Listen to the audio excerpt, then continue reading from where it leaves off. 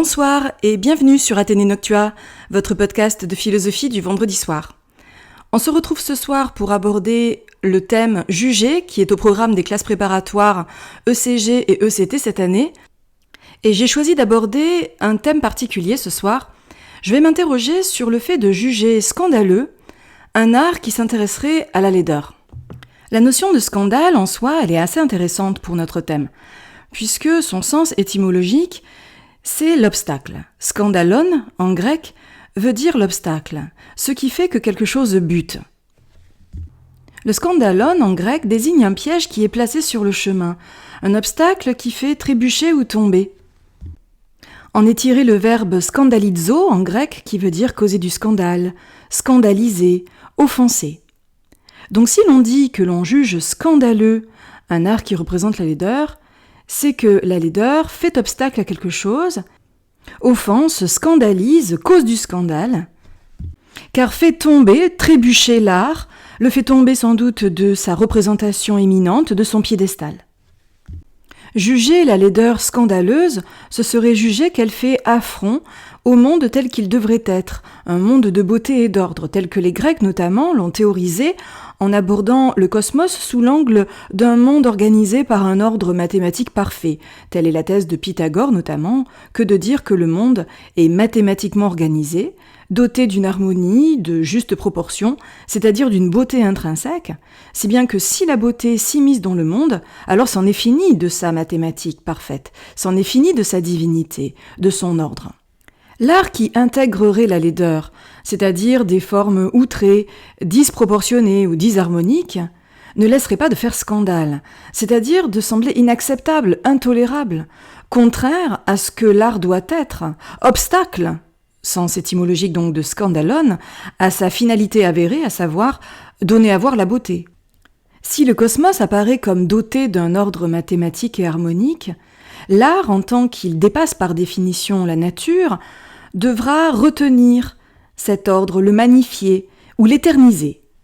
Le chemin sans obstacle serait donc l'art classique, le culte classique de la belle apparence, un dessin soumis aux règles de la mimésis, de la vraisemblance, de la bienséance, une recherche idéale des proportions, une organisation de l'espace par la perspective géométrique. Autant d'éléments qui seraient jugés beaux, conformes au chemin que doit poursuivre l'art, sa recherche du beau, ou sa recherche éventuellement de la grâce ou du sublime, autre catégorie esthétique positive. Pour autant, quittons un petit peu l'étymologie du mot scandalon pour revenir en son sens banal. Ce qui fait scandale, c'est ce qui heurte notre sensibilité, ce qui heurte la morale, la bien-pensance. Or, l'art a-t-il pour vocation de suivre de manière dogmatique les règles et les lois pour ne jamais heurter notre sensibilité?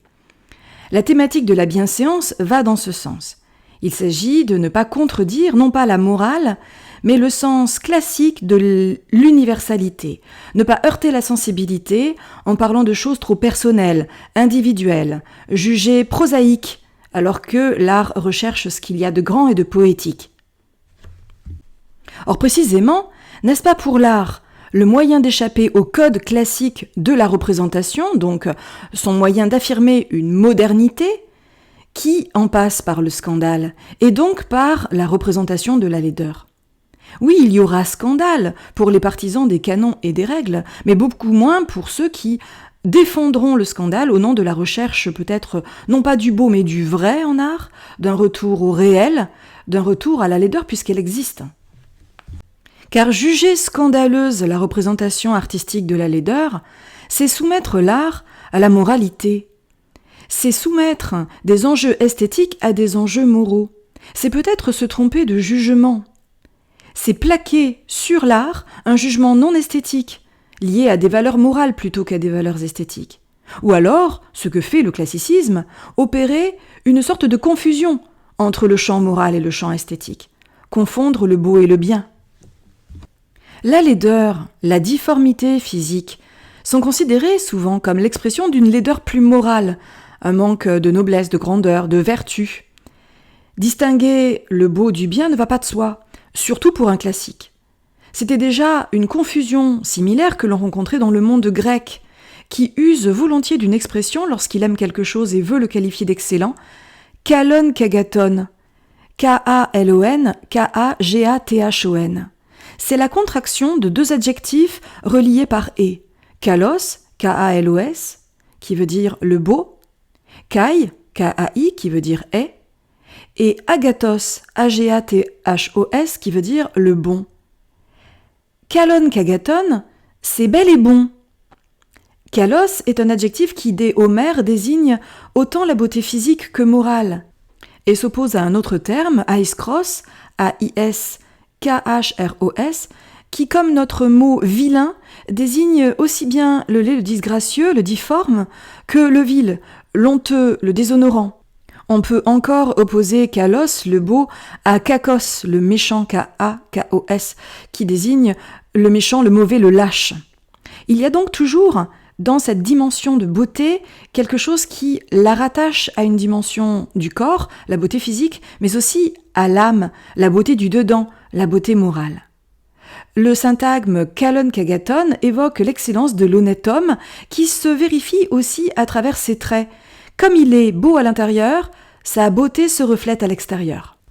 Articuler donc, comme nous venons de le faire, un vocabulaire plutôt moral, l'idée de scandale, à celui de l'esthétique, puisqu'on parle d'art et de laideur, c'est articuler comme l'ont fait des siècles, dans la perspective classique, le champ de la beauté intérieure et de la beauté extérieure, et les relier comme s'ils étaient indissociables.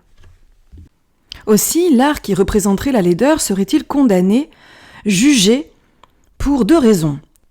La première est qu'il ferait obstacle à notre sens esthétique, notre goût de l'harmonie, de l'ordre, du beau. La seconde est qu'il heurterait notre sens moral. Cela est particulièrement visible dans l'œuvre de Platon et notamment dans son ouvrage Le Sophiste. La laideur est associée par Platon à un défaut d'être, raison pour laquelle elle n'est pas nécessaire mais contingente. Elle exprime cette laideur, l'être pris dans la temporalité, travaillé par la condition de mortel, la finitude, la déchéance, la dégénérescence. C'est pour cela que la laideur caractérise davantage le corps que l'âme qui, elle, est portée par une éternité. La laideur est scandaleuse parce qu'elle nous rappelle à notre finitude, lorsque l'on attend de l'art qu'il éternise notre beauté. Chez Platon, le beau est une idée transcendante, mais la laideur n'est pas une idée. Le laid appartient au non-être, n'est pas un être, mais une négativité. Impensable en tant que valeur. Le beau est une valeur, la laideur est l'absence de cette valeur ou l'éloignement à l'endroit de la valeur de beauté. Et l'aide d'une âme, par exemple, qui au lieu de se tourner vers le ciel des idées, vers le beau, se tournerait vers les réalités basses et les aimerait, s'en rendrait dépendante, oublierait sa nature d'âme au profit de désirs et de plaisirs corporels. Ainsi, la laideur est-elle rattachée au corps, en tant que l'âme en est distincte par nature. Le corps ne mérite d'être pensé qu'en tant qu'une âme l'habite chez Platon, sans quoi il n'est qu'un tombeau. À l'idéal, aux idées auxquelles s'apparente le beau, la laideur oppose le réel, la trivialité du réel. Un art qui déforme, qui enlaidit est condamné par Platon, parce que ce qu'il rend est un non-être. La laideur est scandaleuse et l'art qui la représente tout autant. En faisant exister le non-être, l'art s'apparente à une sophistique. Une statue disproportionnée, par exemple, trop grande, relève d'une anamorphose qui ne respecte rien de l'être, puisque les formes du corps lui-même ne sont pas rendues telles qu'elles sont, mais telles que l'œil les voit. Ainsi, dans le Sophiste, Platon condamne-t-il l'art monumental qui s'éloigne de l'être et crée un non-être. L'art monumental est en effet souvent anamorphosé en une sorte de construction pyramidale renversée. On crée un non-être en accentuant les proportions des éléments élevés qui, sinon, une fois la statue placée sur le piédestal et éloignée du regard des spectateurs, paraîtraient plus petits que ceux de la base. Donc on augmente les membres supérieurs par rapport aux membres inférieurs. Une telle démarche est scandaleuse car elle ne permet pas à l'homme, d'après Platon, de s'élever vers le bien, vers la morale, vers la vérité. Représenter la laideur en trompant le regard humain, en restituant de fausses proportions, c'est le tirer vers le bas. Le XVIIe siècle, en envisageant un art bienséant qui élèverait moralement le sujet, refuserait la trivialité de scènes où le corps serait montré dans ses imperfections, est assez proche de cette démarche. Montesquieu en est encore l'héritier lorsqu'il reproche à la peinture hollandaise, notamment à Rembrandt, de peindre des grâces comme de grosses et vulgaires hollandaises dans un ouvrage intitulé Les Spicilèges. S-P-I-C-I-L-E-G-E-S. On comprend qu'un tel art soit jugé extrêmement sévèrement par Platon, mais comment expliquer la fascination qu'ont les Grecs d'autre part pour la difformité d'un art que Nietzsche a pu appeler les concernant dionysiaque, c'est-à-dire se référant à Dionysos, dieu du vin, de la fête, de l'ivresse. L'homme grec ose représenter des scènes de bacchanal, bachiques, des scènes phalliques, des monstres. Cela est-il scandaleux ? Un tel art doit-il tomber sous le coup d'un jugement sévère ? On pourra alléguer, comme le font souvent les Grecs, que les artistes représentent la démesure des dieux, pas des hommes. Si une scène, par exemple, de copulation zoophile entre un dieu et un animal n'est pas scandaleuse dans les mythes grecs, évoque les frasques de Zeus, elle le sera pour un homme qui cherche dans le monde des lois. Cet art dionysiaque, essayant de saisir un au-delà de l'humanité, le monde des dieux, l'homme a du mal à le recevoir. Sa gêne est peut-être l'indice que cet au-delà a bien été atteint. La valorisation des forces obscures, instinctives de la danse, du désir, les appétits sexuels, de la mort, c'est tout cela que l'on retrouve chez Nietzsche, évoquant dans son ouvrage La naissance de la tragédie, la part de dionysiaque de la tragédie d'abord et de l'art ensuite. Cet art n'est pas qu'apollinien, c'est-à-dire mesure, forme, beauté. Une tragédie de Sophocle, par exemple, comme Antigone, ne donne-t-elle pas à voir la laideur morale, la trahison de Polynice, l'irrespect des lois de la cité par Antigone, et Créon menaçant des pires sévices celui qui ne trouverait pas l'auteur du crime. On pourrait penser également à ses insultes contre Tirésias qui lui a annoncé que les dieux réprouvent son action contre Antigone. Sa décision de l'emmurer vive, la découverte de sa nièce pendue, le suicide de sa femme Eurydice et de son fils Aimon. On le voit, l'art classique n'exclut pas la représentation de la laideur. Cela est-il scandaleux pour autant ? L'enjeu de cette présence de la laideur ne ressort pas du tout à un refus des règles, des normes. Les règles du tragique sont respectées. Mais à une approche qu'on pourrait appeler transfigurative de l'art. Intégrer la laideur dans l'art peut se justifier par l'effort que l'on fait pour mettre à distance et donner à voir l'immoralité. La peinture narrative ose montrer le crime, la laideur morale dans un sens moralisant, avec une perspective cathartique. Il s'agit de montrer pour purger, ou de soumettre la laideur aux règles esthétiques de l'art pour la dompter. Pensons par exemple aux représentations des tentations de saint Antoine, notamment celle de von Meckenem au XVe siècle, qui accepte de montrer la laideur que pour rappeler à quel point la foi chrétienne est une résistance à l'épreuve. La laideur nous tente, la vertu se conquiert, et cette conquête n'est pas sans souffrance. La tentation, symbolisée ici par des figures monstrueuses, griffues, prend le saint par tous ses membres, cherchant à l'écarteler. Un désir, le désir du mal, peut saisir n'importe quel homme et l'enlaidir. Saint Antoine résiste au mal, aux assauts de la tentation, son visage en est déformé, mais ce n'est point la laideur qui justifie cette représentation, mais l'effet cathartique qu'on en attend. Dans une perspective assez proche, le classicisme théâtral du XVIIe siècle n'hésite point à décrire la fureur, la laideur d'être emporté par la passion, qui sont en proie aux passions, aux désirs, en lutte avec eux-mêmes.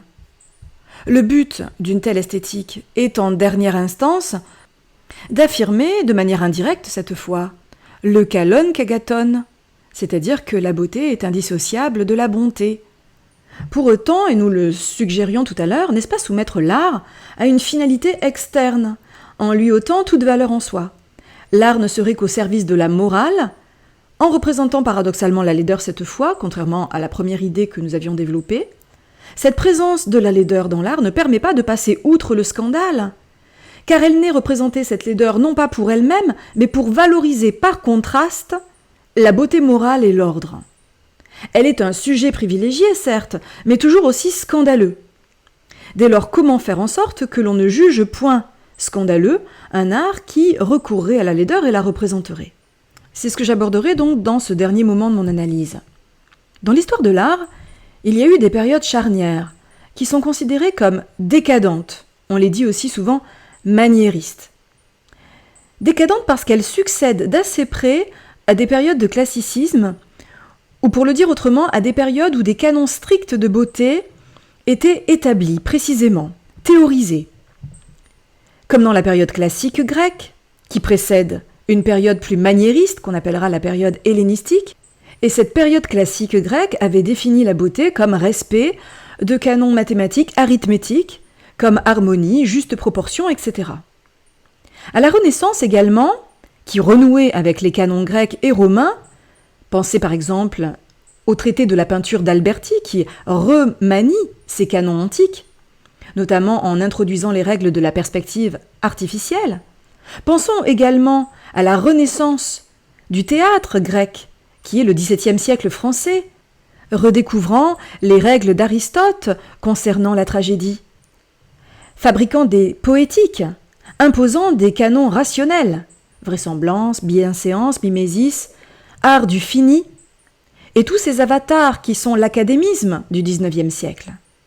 Eh bien, à toutes ces époques classiques répondent des relâchements, voire des mépris de règles, des périodes artistiques qui prennent un peu le contre-pied de ces règles très strictes en nous libérant de ces carcans, comme c'est le cas par exemple après la Renaissance classique de l'art maniériste ou après le XVIIe français classique du retour à un art beaucoup plus souple qu'on va appeler le rococo. C'est encore contre un classicisme, un néoclassicisme fin XVIIIe que se développe l'esthétique révolutionnaire du romantisme. Le point commun de toutes ces formes artistiques, c'est de déconstruire les canons, de développer des corps qui sont plus longs. Par exemple, dans l'esthétique maniériste, on ne met pas 8 ou 9 têtes dans un corps humain aligné, on en met 12, on fait des corps très très allongés. Ces formes d'art, ces esthétiques, font scandale. Mais elles ne font pas scandale en soi. Elles font scandale au regard des règles de l'art. Seuls les classiques peuvent se scandaliser de cette liberté prise par des esthétiques dont la finalité n'est plus de représenter la belle nature, n'est plus le respect inconditionnel des règles de l'art. Mais si la moralité revient à ne pas mentir, à ne pas dissimuler la vérité, alors plus un art sera vrai, et moins il sera scandaleux. Or la laideur est une réalité, elle existe dans le monde. La beauté est un idéal, et la belle nature qu'une vue de l'esprit, car la nature est beaucoup plus complexe, plus laide aussi. Victor Hugo en est convaincu, et dans sa préface à la pièce Cromwell, C-R-O-M-W-E-2-L, il développe l'idée que représenter la laideur n'a rien de scandaleux. C'est être porté non pas par une éthique de la bienséance, mais par une éthique de la vérité. La laideur existe. Ainsi, il sait gré le christianisme d'avoir, je cite, amené la poésie à la vérité. Le christianisme, dit-il, amène la poésie à la vérité. Pourquoi ? Parce que le christianisme permet de représenter le péché. Le péché suppose la laideur, le crime, la trahison. Et même si l'homme peut s'en extraire par le rachat de ses fautes, eh bien, tout n'est pas beau dans l'humaine nature. Et le christianisme l'a vu. Et l'art chrétien a su représenter cette laideur. Je cite la préface à Cromwell de Victor Hugo. « Tout dans la création n'est pas humainement beau. Le laid y existe à côté du beau, le difforme près du gracieux, le grotesque au revers du sublime, le mal avec le bien, l'ombre avec la lumière. » D'après Hugo, l'Antiquité artistique ne restitue pas cette dualité du réel du fait de son idéalisme artistique, de son amour de la beauté.